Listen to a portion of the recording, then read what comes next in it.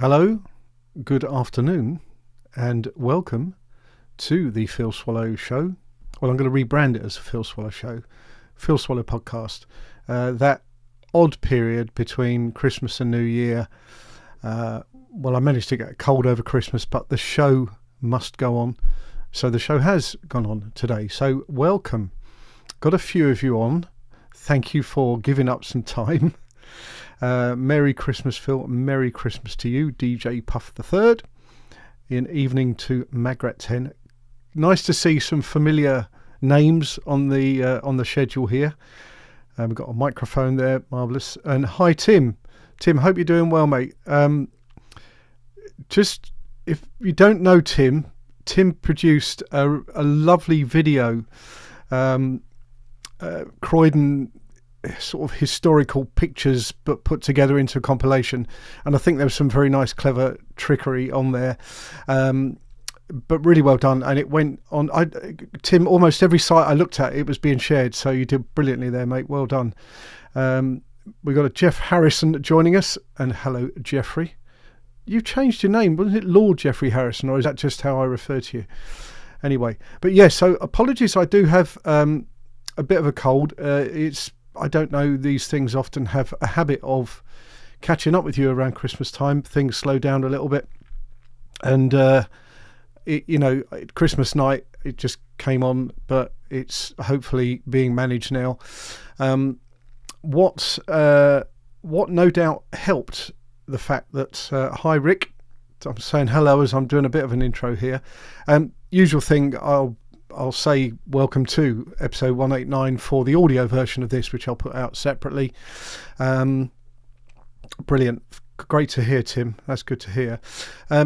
So one of the things that I'll talk about, well, two main updates of two quite key videos that I put live in the last few weeks, really, pre-Christmas. The World's End one, it's had over 6,500 views in a week, so it's done pretty well. We'll talk a bit about that. So hi, that's Sheila, I'm pretty certain. Most of you had a sickly 2 weeks before Christmas, thankfully. Yeah, I mean, this is the thing, of course, if you get it and then there's an opportunity for it to spread amongst family groups.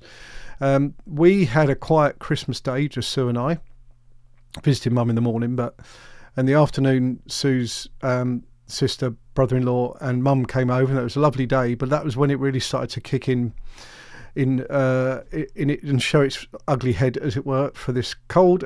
So luckily it's not fluey, it's just mainly cold, but we have put off some of the plans we had, so that will now hopefully pick up in the next few days if we can squeeze everything in. So this is sort of end of year show. I mean, I do these at the end of each month, and the aim is to have a bit of a nod to some of the stuff that I've got through this year. And actually, when I was looking at it, by far the theme is sort of house histories. It started the year off with my first real house history of Windy Ridge, just over nearby on Forestdale, or what pre-Forestdale. And then more recently, we've had the World's End story, although that's an area as well as a house. But the question that was asked online was, what was the story here? And I don't know if you guys have seen the video yet. Hopefully you have. But I've had all sorts of amazing comments and follow-ups. One only in the last 24 hours, actually, that could lead to some quite interesting collaboration work for a future video that will take place hopefully sometime in 2026. So so the World's End thing, seed was sown back in March by a post on Urban Countryman on Facebook. Well worth following him if you don't already. He covers so much ground literally, but also in terms of the way he captures using his, I assume it's an iPhone or camera phone. I don't know that he carries a whole camera kind of with him, but he's got a very good way of capturing and storytelling what he does as he goes around his activities in the local area. Yeah, very informative indeed.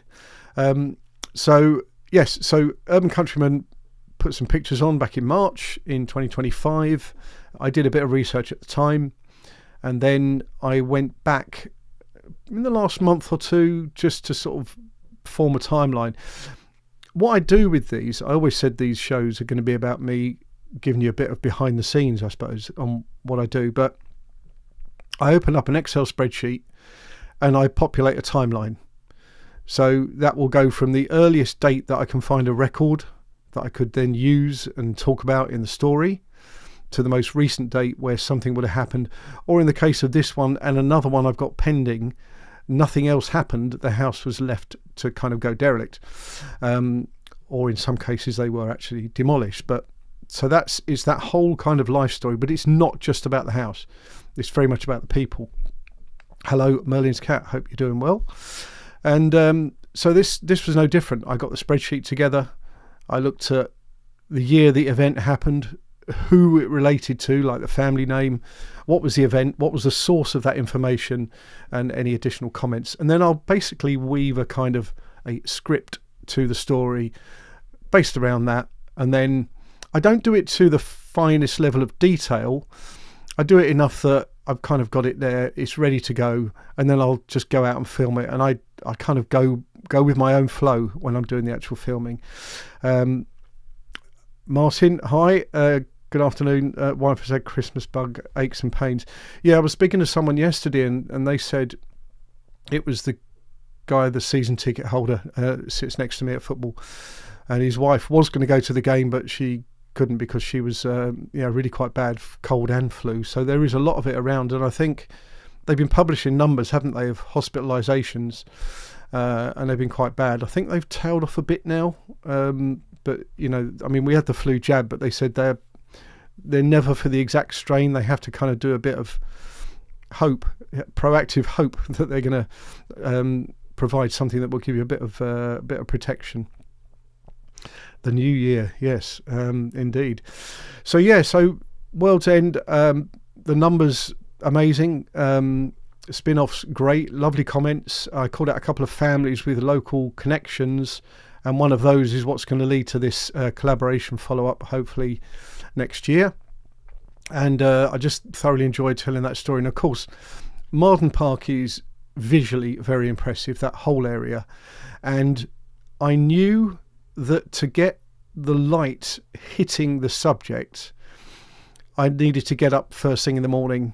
Hence, I parked my car about 15 minutes before sunrise, got all the stuff together, boots on, camera connected up, and went down to my kind of start point near the station.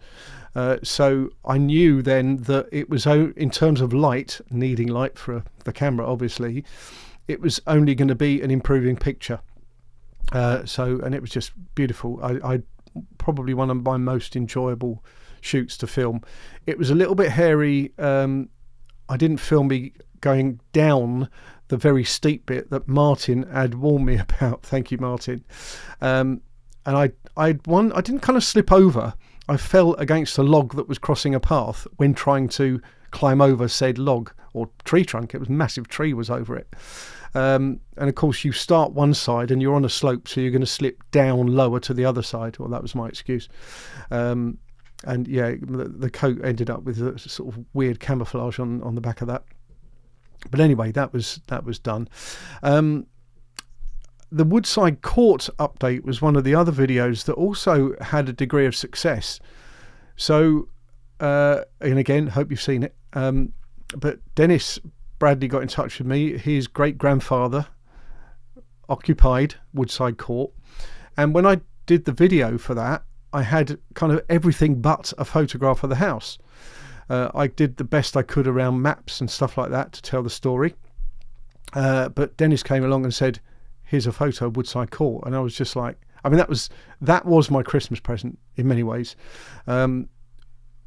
I always, and I mentioned this in the video and I'll say it again, I don't always say or pretend that I've got the end of the story. And the Woodside Court's an example, that if there's a follow-up, and by putting it out there, there's a chance that people will get hold of the story and be able to help me tell a part 2 or whatever it might be. So this medium seems to work quite well for that. Perhaps it's easier to just do a comment back to the creator of the content rather than maybe look up an author and write back to them and say, oh, by the way, blah, blah, blah, blah, blah.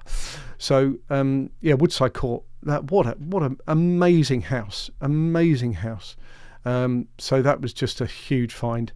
And we got a nice comment here. Thank you very much. Yeah, more info on Woodside Court. That was very interesting. There's a minor bit of detail, which is that the photo, I did say it was taken in 1910. The wedding photos were on the steps. The actual photo of the croquet maybe was a little bit earlier. And then it was shortly after that that the area all around there would have started to have been developed. And one of the books that I got, one of my Christmas presents, was all about Victorian houses, architecture. And I'm in the early stages of how the builders went about building these houses. And I'll start to bring some of that into the films going forward, because we've got so much across the board of a spread of Victorian architecture in the Croydon area. So I'm really going to be looking to bring that out in the new year. The house histories will continue, absolutely.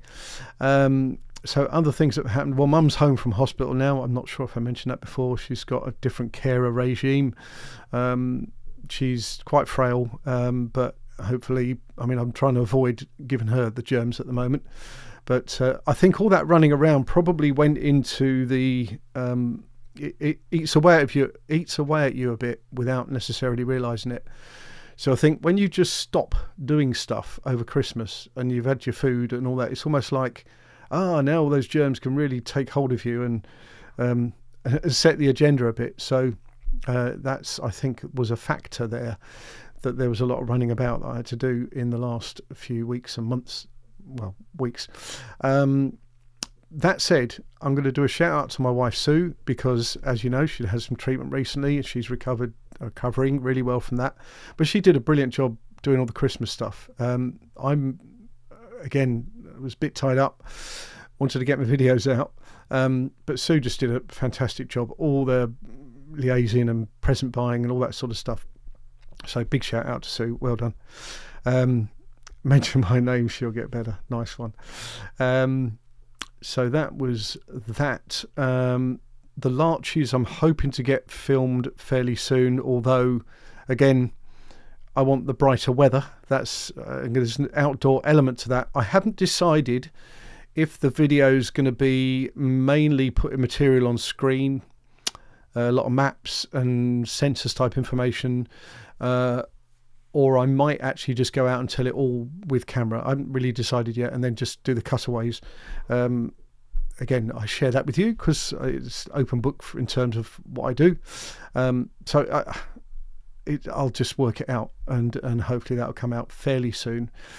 Likewise, Pacitti Ice Cream. So this goes back to Richard Pacitti, who's basically did a brilliant first talk on his family history last year, and we speak regularly, Richard and I, and we've now got his story to tell We've got the story of the Windmill Road area, and there's more than meets the eye to what went on and the history to that area. There's also some stories emerging about the Italian colonies. I nearly said that, colonies in Croydon. It wasn't known as a base for Italian communities, but actually it was. So we're going to tell that story as well. Different parts of Croydon history, not necessarily told by others, but we're going to shine a light on them, both the architecture side and also the people, obviously. So yeah, just Jeffrey is just a tonic. I like that. Yeah, so just I didn't want to do a whole. I'm not a great fan of a safe new year to everyone from Poor No Pigeon. Yep, indeed, and to you, sir. Yes, I didn't know. I'm not a fan of these compilations, and it seems that whether it's your Spotify list or what you watch on YouTube, or I even had one from WeTransfer the other day, your year in files that you transferred around or something crazy, which I ignored. So I don't want to do a whole kind of this was my year, blah, blah, blah. But I just focused on the house stories that I'd kind of done videos on this year. So Windy Ridge kicked it off. Swiss Lodge followed behind. Sadly, that was demolished. We couldn't save it. We got the properties in Park Hill, which are basically gateposts, but there were stories behind it. I still plan to go back to Park Hill. Woodside Court, the Birdhursts, Birdhurst Road, Birdhurst Rise, and their story, and also Campden Road and Spencer Road. So I think when I start to delve into more of this architecture, and I haven't quite decided how I might do that, I might just pick what catches my eye as a particularly good example, and maybe just do a house history on that. Were they professional people that live there, this kind of thing. So keep an eye out for house histories. They are popular. They will continue. And also there was a Victorian Society. Griff Rhys Jones is, I think, a patron, and he was doing some stuff coming out over Christmas about that, looking to get properties listed, I think, by the 5th of Jan. So yeah, the Victorian Society. I think, Martin, you'll probably correct me on this, I'm sure that there's reference to the Leslie Arms in the Victorian Society. And that was the other thing. I want to do something around that sort of junction area. So where the Leslie Arms is in East Croydon at the end of Cherry Orchard Road, as you go onto that junction with Moorland Road and Addiscombe Road, or Lower Addiscombe Road, one of the two, where Co-op used to be a doctor's surgery. And the back of Co-op is the old building, the front is a newer building. So I want to do a bit more on that story and try and get that one out there. In-person walks, that's something else that I've kicked off, and I've got some sign-ups already on that one. And if you see my website at philswallow.com, there's a link at the top if you wanted to get involved there. I'm going to get the first one up and running fairly soon. Got to keep my voice going. And all in all, it's just very, very fun and busy and engaging. I was thinking about this earlier that, right, okay, thanks, Martin. I don't, when I had a schedule, it was when I was employed. And now I'm retired and doing this stuff. It's kind of my agenda.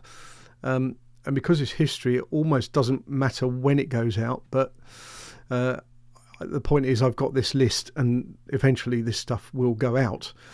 But some things kind of emerge more prominently than others. So that's why there's a bit of an informal kind of list as to what I do and when I do it. Ramsey. Right, I'm going to put that up on screen, Ramsey. Can you add the building or theatre currently occupied by the Little Bay to your list? So are we talking Little Bay Restaurant, South Croydon? And if so, theatre? That one has passed me by. I didn't know about that. And it would have to be a fairly small theatre. So please let me know if there's any more there, and I'll have a look. I'm actually writing down now in case I forget. Little Bay. Do you guys know the Little Bay restaurant in South Croydon? Very quirky place. Haven't eaten there for many years, but yeah, it's very, very odd.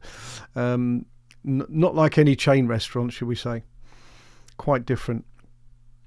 So yeah, we'll have a look at that one, Ramsey. Quite interested in that. I mean, Croydon. I've still not been to North End Croydon for a while. I know they've done some opening up of shop outlets there, and I think I saw a photo of Holland and Barrett, where Burton's used to be, on the entrance to the Whitgift Centre from North End. I think some of the other shops have been different brand names, and I think there's some eateries still dotted around.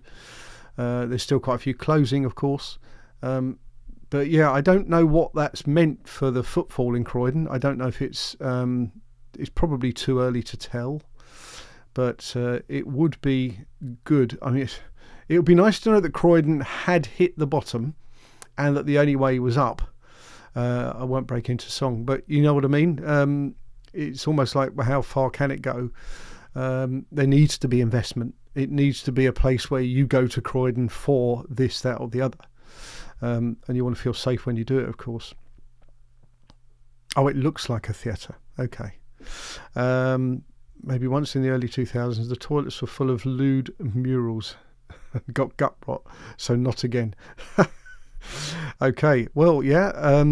I just remember they had these weird table booth type things where you would climb a kind of weird set of stairs and just be tucked away in the corner. Very, very strange. There was a theatre in Croydon called the Davis Theatre, where Davis House is now. Like many theatres in Croydon, it didn't actually last long, but it had some big names there. I think Buddy Holly was there once. Bill Haley, or I've got them two mixed up. But there's some very big acts there over the years. Not hit the bottom, never say never. Yeah, I don't know. They keep... I don't know what to believe as well, because there's various statements made by people who hold political, positions in Croydon, and you don't know if it's just saying it for the sake of look at me, or is it actually there's tangible things going on. But that's why I think, I still feel Croydon's got an amazing history, certainly on the architectural side. A lot of it still remains. It's been repurposed. So yeah, we will continue to work on that and maybe tell some of those stories, shine the light in different parts of Croydon that I think possibly haven't been documented that widely in the past. So what else have we got here on my talks galore? I think I've got, it's around about a dozen booked for next year, so averaging obviously one a month. And I do, on my website, I put the schedule down, and I think a number of them, if you wanted to come along, you probably could as a guest in some of these societies and groups that I do talks at. So it'd be lovely to meet some of you if you're able to do that. Again, I can kind of mention the details when I'm here, but I think Sanderstead Women's Guild is the first one I think I've got in January. And Born Society. I shouldn't forget this, should I? As a kind of council member of the Born Society. So 7th of Jan, is that the first Wednesday? I think it is. Anyway, Wednesday the 7th of Jan, De Stafford School, Caterham. I will be doing the guest speaking slot that evening at that evening forum, and I'll be talking about the history of Mountwood House in Selsdon, and again the history of the house, but the very, very interesting history of some of the occupants of that house. So it's the house on the hill next to Sanderstead Plantation. It's now Haven Apartments, but it was one of those where I found it was an itch I wanted to scratch. It was curious, like when I'm sitting in traffic there, what was the story of that big house on the hill? I'm going to tell that story. 7th of Jan at the Born Society, De Stafford School, Caterham. Right, what have we got here? My Martin, been to Richmond today. Rail station has been restored to honour its Art Deco origins. Brilliant, with facsimile posters, and the town is bustling with much history. Yeah, I mean, I guess Richmond also put on the map from Ted Lasso, the Apple TV series, which is hugely entertaining. But I do, some of these Art Deco stations are amazing looking buildings. Various Art Deco bottles that are found in the Shirley area, they came from a shop not far off where Little Bay is now. Ockley Manor Farm Dairy. Cool.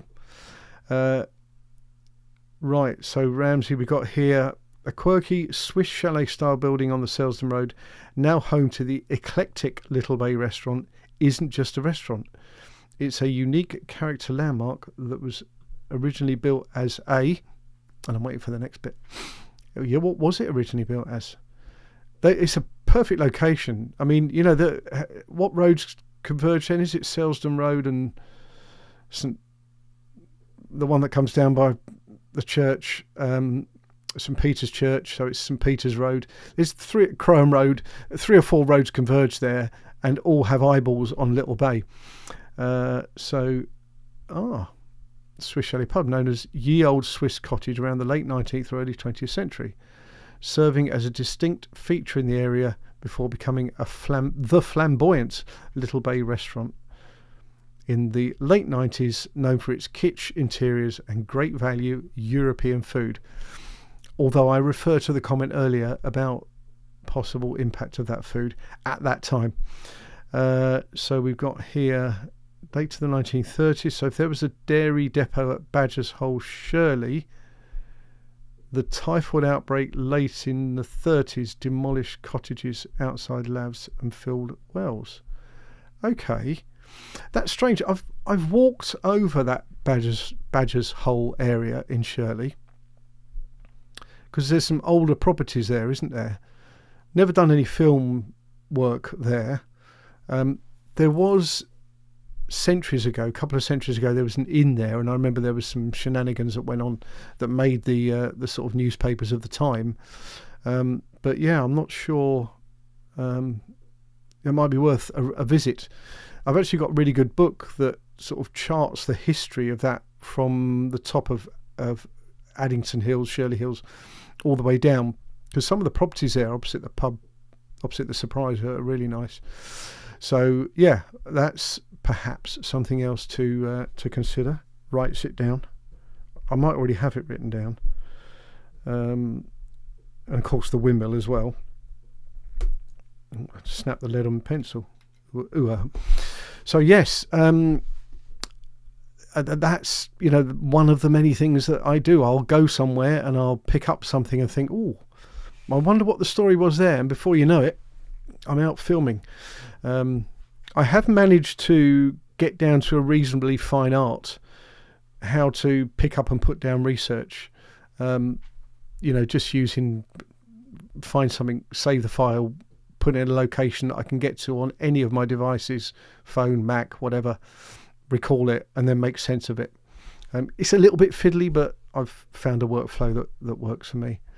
There are cottages missing, demolished, including Teapot Row. Was Teapot Row on the main road a little bit further down? Because the whole area was known as a place you went to visit the countryside and have a cup of tea. I know that was the case. There was the tea rooms on the corner of Addington Village Road opposite the church. Obviously you could have tea in the tea rooms over and around the Valve House at the reservoir on the top of Addington Hills until 1937, when the typhoid outbreak came, and that was all demolished and taken away. And there was a sanctuary tea rooms in Selsdon, where the village club is, or near where the village club is now. So yeah, people would come out from the probably quite dirty and sooty. And this is the thing, for all that Victorian architecture and engineering gave us, the living conditions weren't great. The pollution was awful. Disease was quite bad and not very well controlled, certainly if you didn't have money. And so people came out. even if that was just to come out on a Sunday, on a non-work day, or the non-work day, to enjoy some fresher air in the countryside of Croydon and surrounds, and you'd have a cup of tea. Yeah, so more info on Teapot Row. Pretty certain that is covered in the book, so maybe that's one that I can do a little kind of walk down and back up again, pointing out some of the sites. Always great when some of them are still there. In fact, I saw an old, a bit like the South Croydon situation, I saw an old, what I thought was a fairly substantial gatepost, and I thought, I wonder if that was just left there from the previous property. But when I got home and had a look on the map, I don't think so. I think I was hoping something to happen historically, but it actually hadn't. I always hope that there is a story to a random post. Sometimes I'm lucky, sometimes I'm not.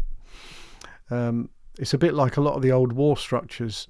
Often they would have been built in concrete to do a job, ammunition store, shelter, whatever. But it's easy to just block it off rather than try and fill it in. It was just too much effort. Right, so yeah, interesting area with tea rooms. Shirley Brewery was nearby. Okay. And Samrock Pub, long abandoned, has now been partly converted to residential.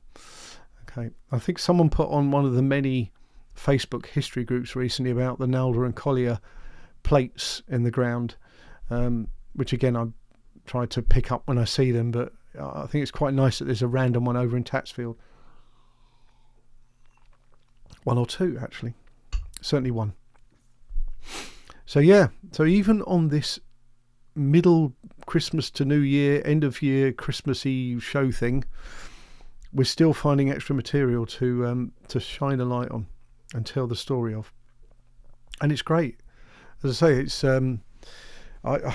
I'd much rather do this than work for a living. I mean, I'm retired. I don't need to, but you know what I mean.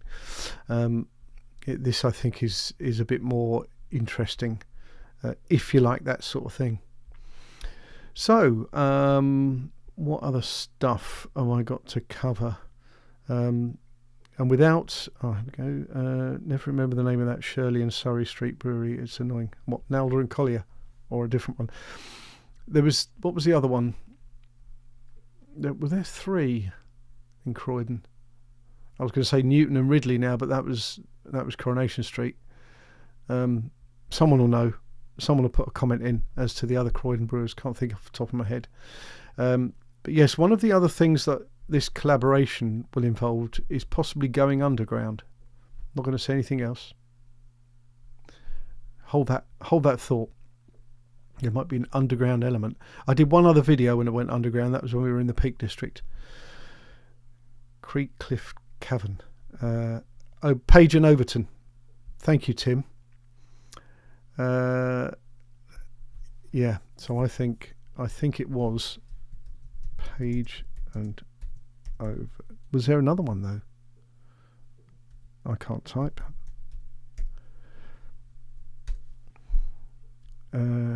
Crowley's or Crowley's, how do you say that? Yeah. That's it. Okay. Teaming up with the Jam. So yeah, it's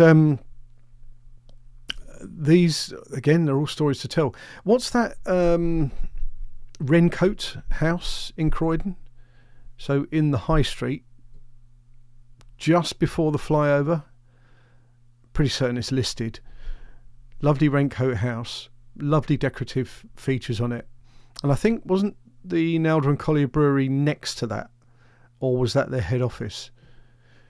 But if you look on even maps like the grid maps of the 1950s, my favourite in terms of detail, you see so much more that you just have no recollection of if you just kind of plonked here or you're a younger person. Breweries, big factories, sometimes it would say that it was like a metalworks or that kind of thing. But yeah, I recommend those grid maps on the National Library of Scotland site. They're really, really good. That's a big source of research. And of course, that's coupled with the fact that you can overlay them.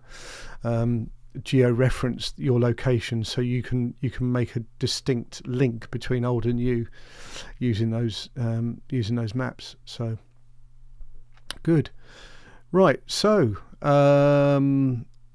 again, I don't always plan to go mad on a huge agenda on these things. I think I've covered the main broad brush stuff that I had written down.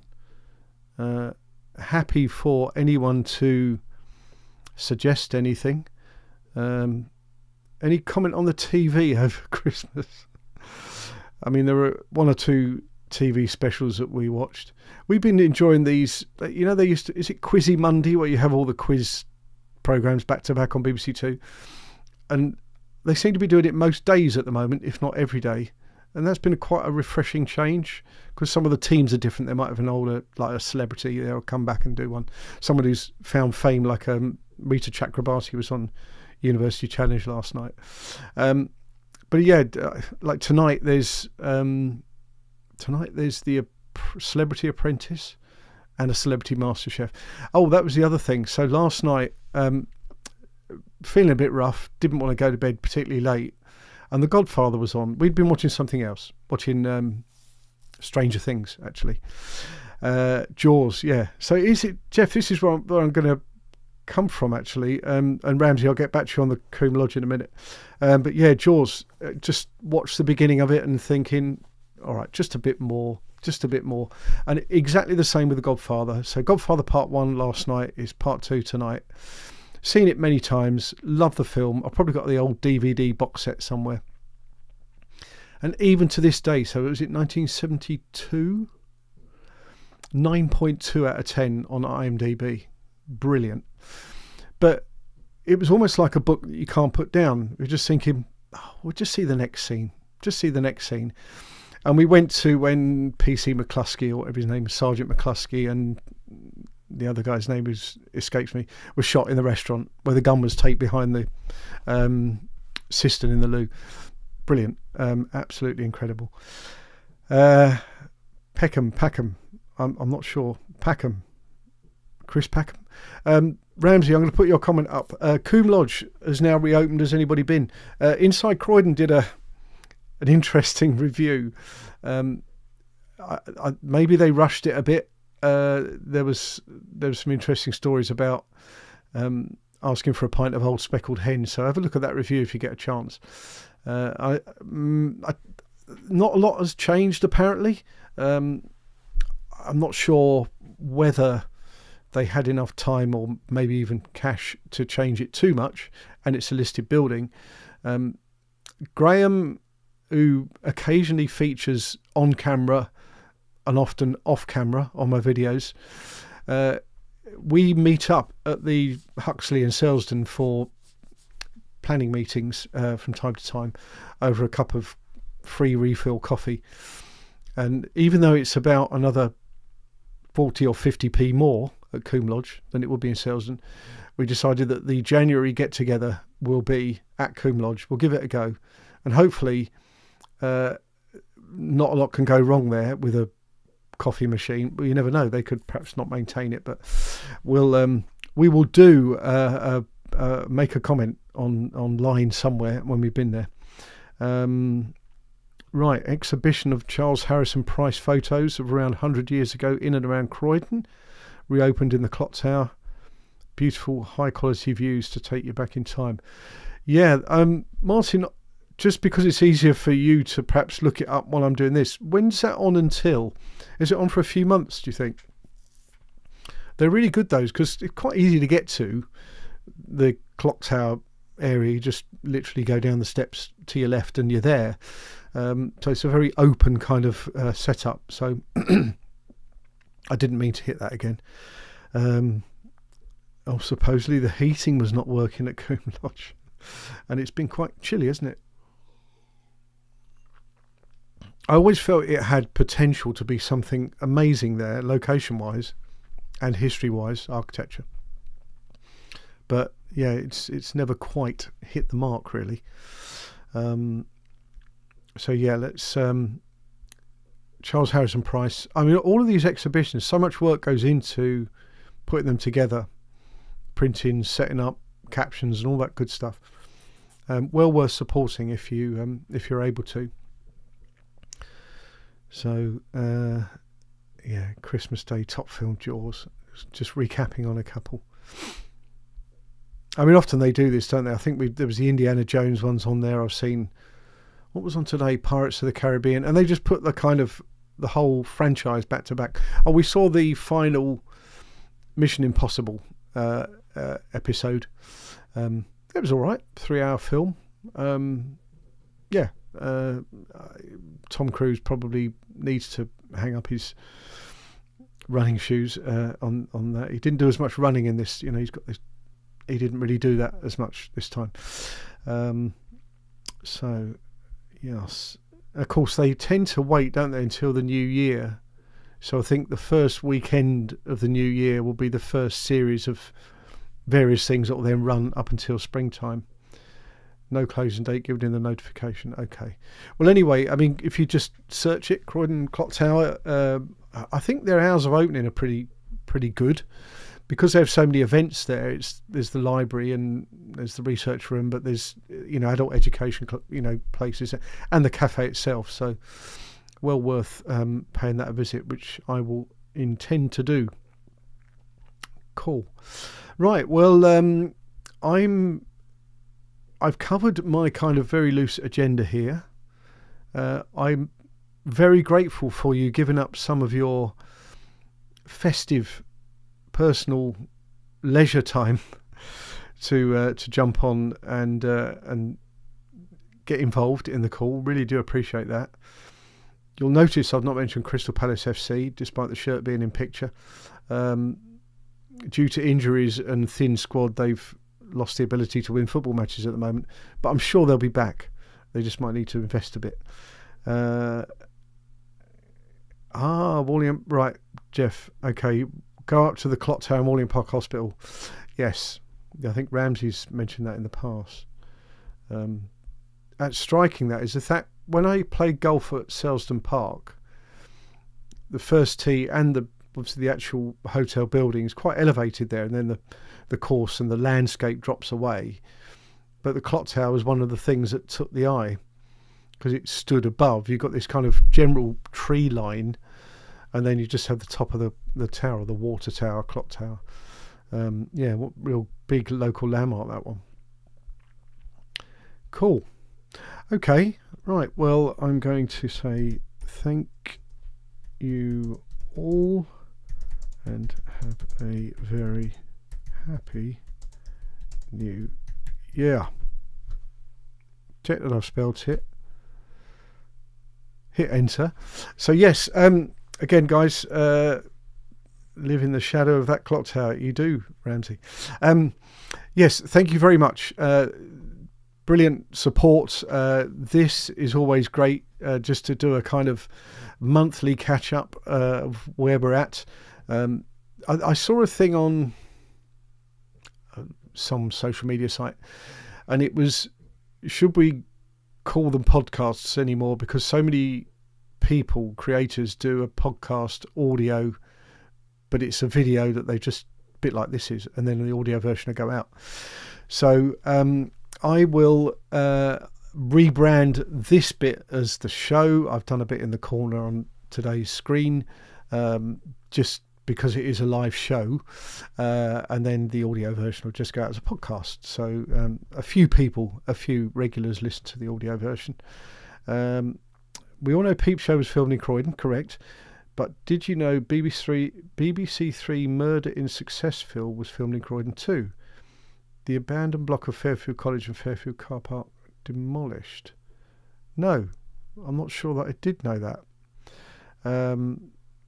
So, okay, I will look up. There's some good stuff on BBC Three. When we went to the, they do a quiz at the David Lean. It's held in the Clock Tower, Christmas quiz, and we put a team in and came in about, or maybe just above halfway. And Amy Lee Wood, is it Amy Lou Wood? Amy Lou Wood and Joanna Scanlon were the joint host, and it was amazing. Really, really good evening. And they raised a nice lot of money for the theatre. So, yeah, don't mention the football. Look forward to new videos. Yep. Happy New Year to me and Sue. Thank you very much. And don't mention the football, no. Yeah, Ramsey, my prediction is we're not going to win any of the next 3 games. And after that, it's Macclesfield away in the cup. We better win that one. So anyway, good. Thank you all. I really do appreciate this. It's oh, hang on. Back in the early 70s at Courtwood School, we could see the red arrows turning by the Wallingham clock tower. Well, they would use, wouldn't they? Use these navigational aids. But yes, so thank you guys. Really do appreciate it. You know where to get in touch, which is in the QR code in the corner. I was short vid on my channel about a week back. The building is an atrocious mess now. Oh, okay. Yes, so anyway, that's it. Happy New Year. Look after yourselves, and I'll see you in the next one.